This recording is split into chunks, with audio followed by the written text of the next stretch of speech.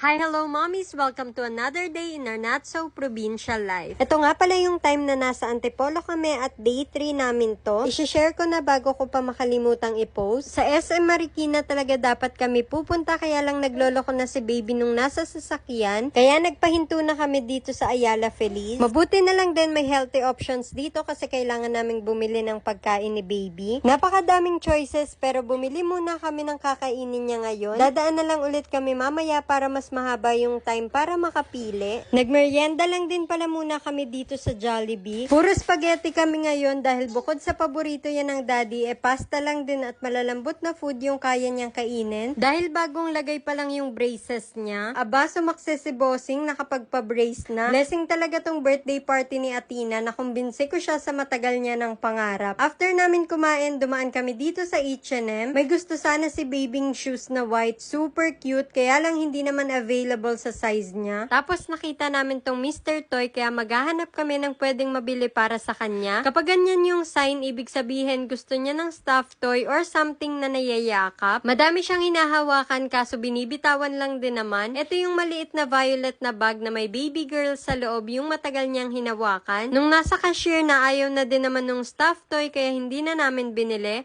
At ayan, natuwa naman siya sa napili niya at hanggang pag-uwi ay hawak niya yan. Sunod pala kaming pumunta sa arcade. Dati lang inaantay ko na ipasyal kami para makapaglaro sa ganito. Pero ngayon nga ako na yung nagpapasyal ng baby. Pinasakay ko dito sa car simulator si baby kasi bala ko siyang bilihan ng remote control na toy car. Kaso hindi niya bet, baka hindi pa talaga to age appropriate para sa kanya. Kaya yung tirang token din pala ginamit na lang ng daddy pang basketball. Ayan naman yung first love ng daddy na hindi niya din na ipagpatuloy. Totoo nga na kapag nagkaanak ka, parang naghihil ka na din ng inner child mo. Kasi yung mga bagay na gusto mo para sa sarili mo, ngayon mo nagagawa kasabay ng klase ng pagpapalaki na gusto mo din sana para sa sarili mo. Parang inaalagaan mo yung sarili mo through your child. Pareho kaming mag-asawa na madaming ihihil, gaya ko na hindi ko naman masyadong na-enjoy yung childhood ko dahil maaga akong namulat sa hirap ng buhay. Kaya as much as possible, manalo talaga tayo sa buhay kahit para na lang sa anak natin. By the way, nandito ulit kami sa healthy options para sa teeter biscuit ni baby. Gustong gusto niya yung lasa nito at ngayong 1-year-old lang din siya nakatikim ng mga ganito. Bumili na din pala kami ng brown rice pasta at ayan nga, after bayaran, kinain na agad ni baby. Tapos nag-grocery naman kami para may mga snacks at pagkain pagbalik sa condo. I-haul ko na lang din tong mga pinamili namin pag uwi. Dumaan na din pala kami sa chat time bago umuwi. Nakalimutan ko na yung in-order ko pero super sarap niyan. Current situation.